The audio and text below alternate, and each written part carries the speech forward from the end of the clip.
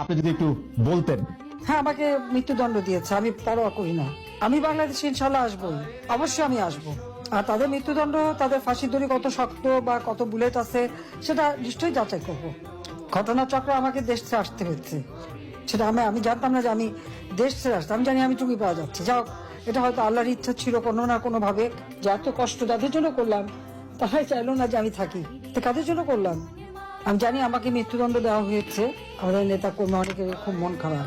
আমি একটা কথা বলবো যে মন খারাপ করার কিছু নেই, রাজনীতিতে এরকম সময় আসে। আর ওরা কারা যে মৃত্যুদণ্ড দেয়? ওরা তো অবৈধভাবে ক্ষমতা দখলকারী। একটা কথা মনে রাখতে হবে, যেটা বাস্তব, সেটা হলো যারা অবৈধভাবে সন্ত্রাসী, জঙ্গি এবং খুনি এদেরকে সঙ্গে নিয়ে যারা ক্ষমতা দখল করে, অর্থাৎ সন্ত্রাসের উপর নির্ভরশীল হয়ে যারা ক্ষমতা দখল করে, এরা কিন্তু সবসময় নিজেরাই ভীত থাকে। কিন্তু তারা অন্যকে ভয় দিয়ে, মানে বলতে গেলে ভয়ের রাজত্ব কায়েম করে, একটা ভীত সন্ত্রস্ত অবস্থা সৃষ্টি করে তারা তাদের ক্ষমতাকে ধরে রাখার চেষ্টা করে।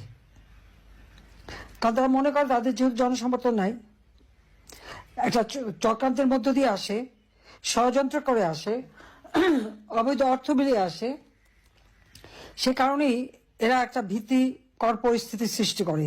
কারণ এদের মনের ভিতরে ভয় থাকে, দুর্বলতা থাকে, সেই জন্য বাইরে সেটা ওইভাবেই প্রকাশ করে যে তারা সকলের উপর একটা মানে ভয় ভীতি দিয়ে তারপর তারা ক্ষমতাকে মনে করে যে এটাই টিকে থাকার একমাত্র উপায়। আর ক্ষমতার মসনদ টিকে রাখার জন্য তারা এই অবস্থাটা সৃষ্টি করে।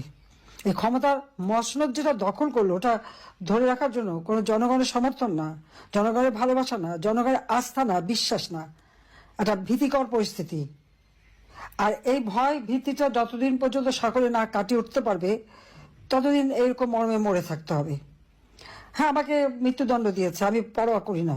আমি বাংলাদেশে ইনশাল্লাহ আসবোই, অবশ্যই আমি আসবো। আর তাদের মৃত্যুদণ্ড, তাদের ফাঁসির দড়ি কত শক্ত বা কত